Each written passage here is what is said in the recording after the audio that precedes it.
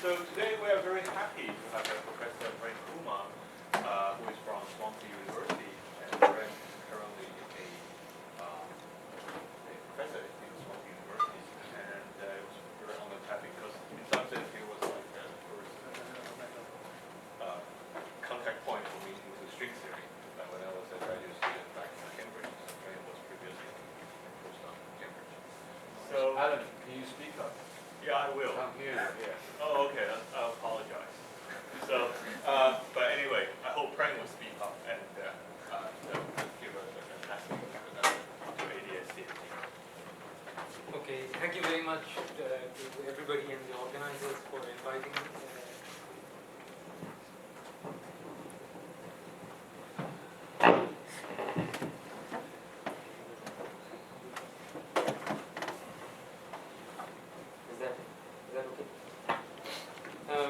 So it's very nice to be here and also to meet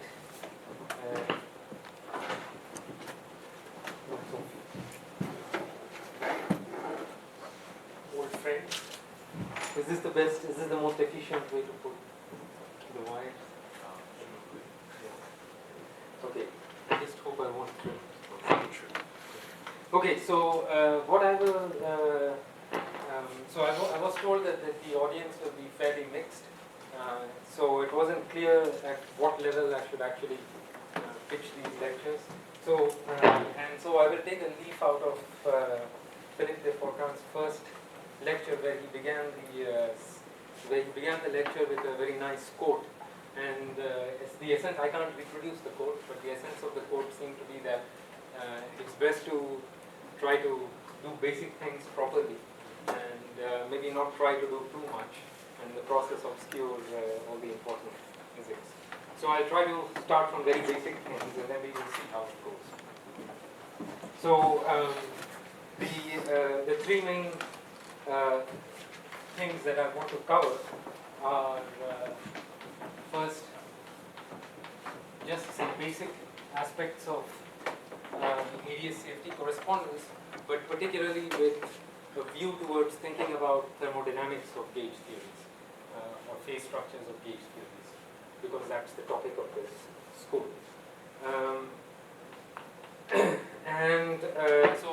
So I will start with AdS CFT basics. Then I will talk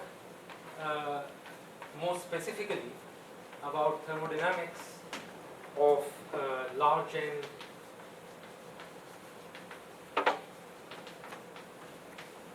equals 4 supersymmetric YangMills theory, because that is the particular example of large N gauge theory which interestingly has non-trivial thermodynamics, and it forms the prototype example, the prototypical example of the AdS CFT correspondence. And then my idea was to actually in the final lecture talk about the introduction of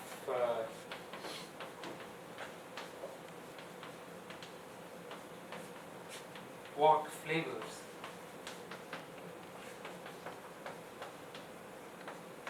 and how they might influence thermodynamics. So the second section, up to the second section of the lectures, basically we will only be talking about matter fields in the adjoint representation of the gauge groups. So in fact the theories will be like pure glue or pure super glue, if you wish. So the dynamics will be quite different from that you might expect in a theory which has matter fields in the fundamental representation. So hopefully tomorrow, if I don't go too slow, I might be able to actually talk a little bit about this. Okay, so since we are talking about AdS CFT, I mean everyone knows everyone is aware that one of the basic motivations for interest in AdS CFT is that there is a large class of strong coupling problems in physics, and of course they arise in many different contexts, and the most familiar context in which we encounter strong coupling problems as field theorists or particle physicists is QCD, about which you have already heard a lot. more generally, we might think about classifying all sorts of field theories or all sorts of scenarios in which strong coupling problems crop up. So QCD is not the only example. And in fact, when you're thinking about AdS CFT, you might be tempted to think, so first, about QFTs, quantum field theories in general, which asymptotically free couplings.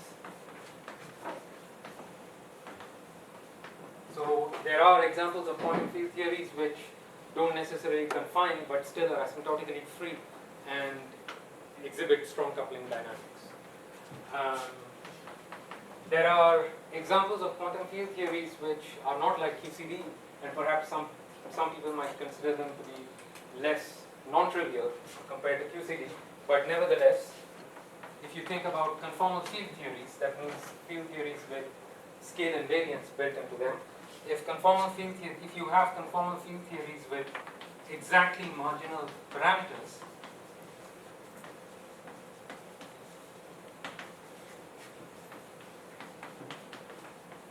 so exactly marginal couplings are basically exactly dimensionless parameters in the theory which you can tune, and if you have such exactly marginal parameters, you can imagine tuning them to large values which would correspond to strong coupling. So these are theories, these are the kinds of theories one typically encounters in the context of AdS CFT. And then of course you can also think of situations in other contexts, and nowadays it's quite popular in the context of AdS CFT to think about conformal field theories arising as quantum critical points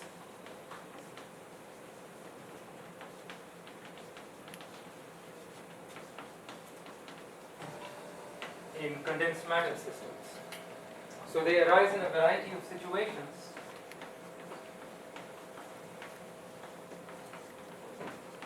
So condensed matter systems can be in the vicinity of a quantum critical point, whatever that means at this stage, but which are then described by some conformal field theories, and the interesting situations are when these are strongly interacting, and so they don't have any deeply coupled systems.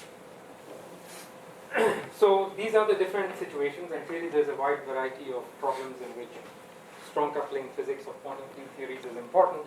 Now, what is the role of AdS CFT in all of this? So AdS CFT, or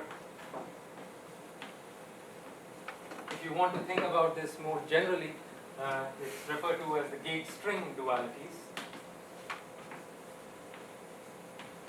If you don't like gauge-string dualities, maybe you should call them gauge-gravity dualities. So AdS CFT or gauge-gravity dualities, they are providing us an alternative way of thinking about strong coupling problems, an alternative possibly to the lattice. Okay, so it's an alternative way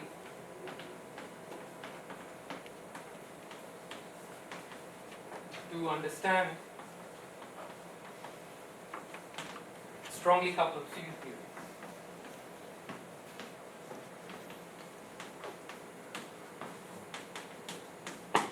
But what's important to remember is that the AdS CFT correspondence or gauge-string dualities can never replace something like the lattice, because inbuilt into the very heart of the correspondence is a systematic expansion parameter, which is necessary in order to make sense of this correspondence and AdS limits. And so the key central idea of AdS CFT correspondence is that, or the central idea in AdS CFT, the central theme which is always running through all the dualities between gauge theories and string theories, is that there is a particular limit which we call large N limits of the gauge theory of any other quantum field theory. It may not necessarily be a gauge theory. There are examples of also field theories which are not gauge theories, which do have gravity duals. Okay, so this means that if you are interested in understanding a theory like QCD, we are not going to be able to understand it precisely because we are going to think we're going to have to think of it as as a large N theory in a 1 over N expansion. So what we can hope to get from AdS CFT is insights, general insights about strongly coupled systems and strongly coupled field theories. And that's really the goal. Okay, so so let me begin by saying a little bit about what's the spirit of these limits, these large N limits.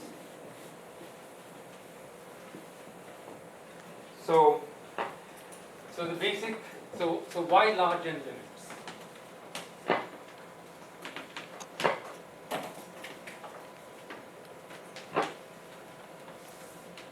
So the basic idea is that, of course, the reason one considers these kinds of limits or expansions is because one expects, you expect some kind of technical simplification.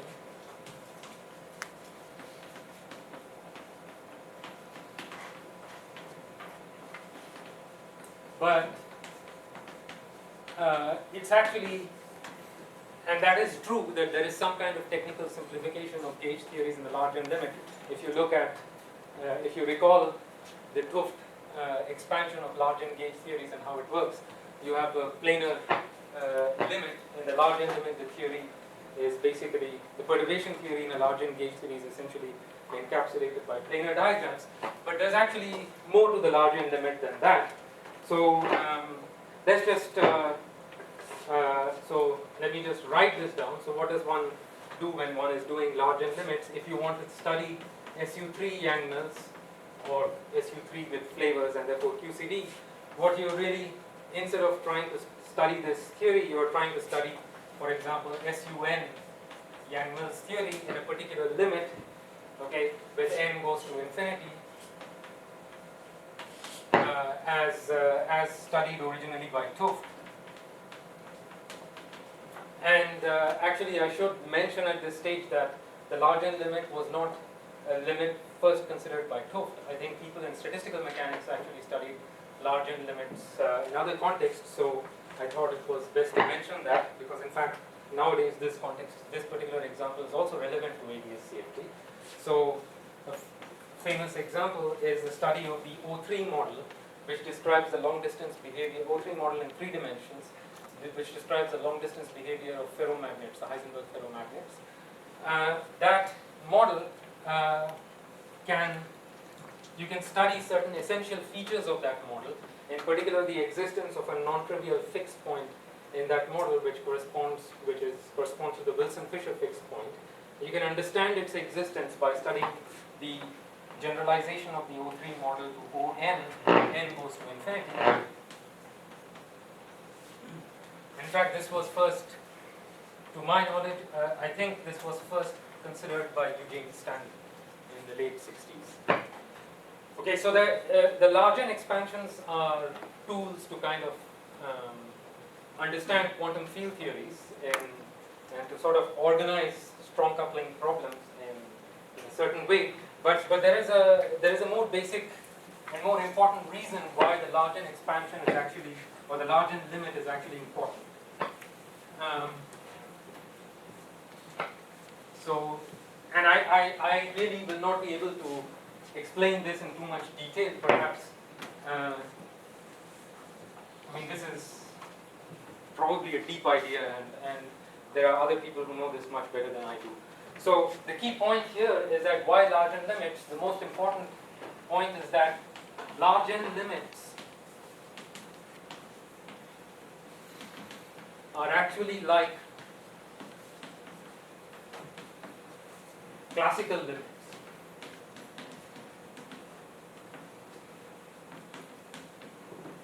So the key point is that there is a general intuition that is built by studying various kinds of models, and there are general arguments that taking a large N limit of a gauge theory or a large N limit of a vector model like the ON model actually leads you to effectively classical dynamics.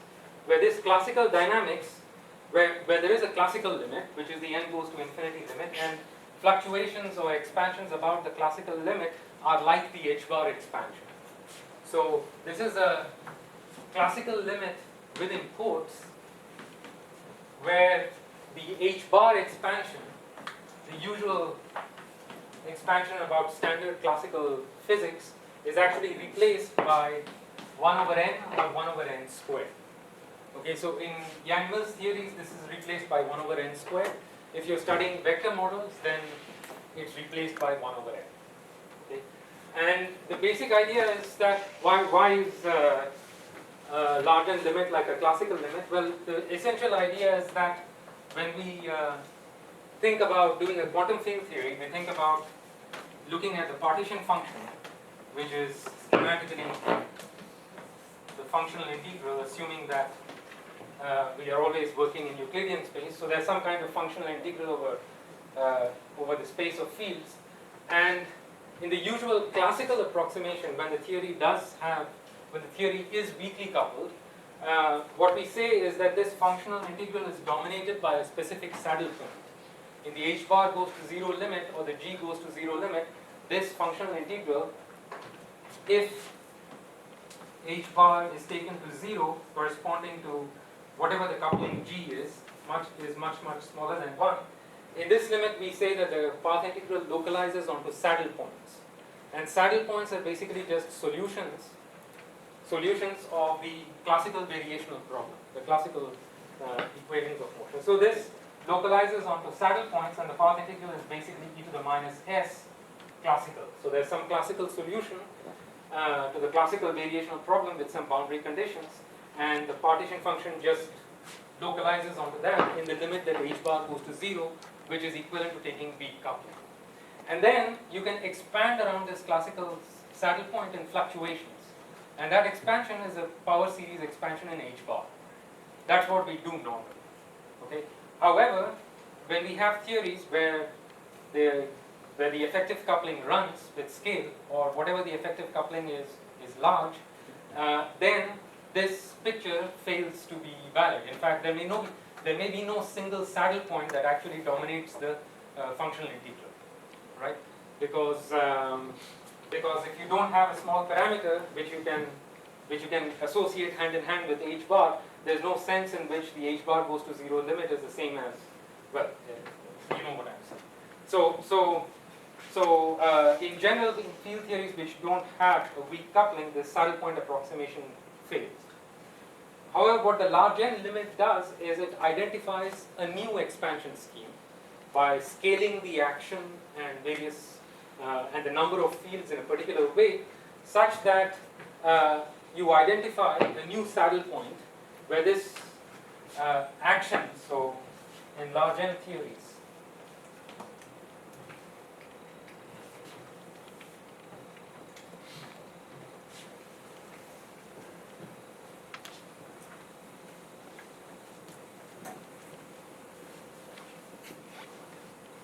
so this is the usual classical limit. And this doesn't exist, or this doesn't work in general in theories that have strong coupling, are strongly coupled. So in large n, typically the action scales with some power of n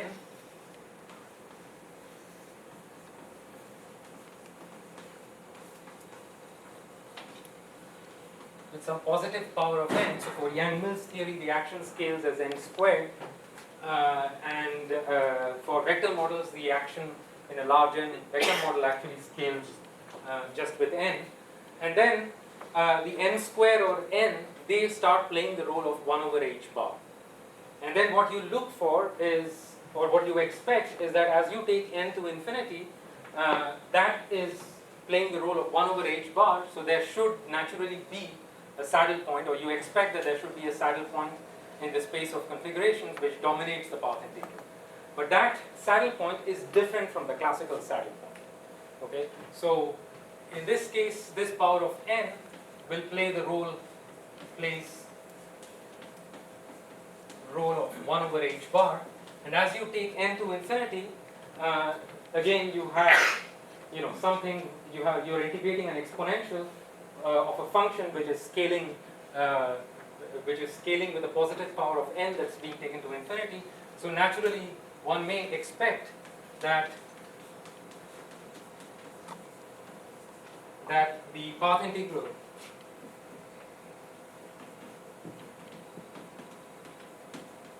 localizes on a new saddle point,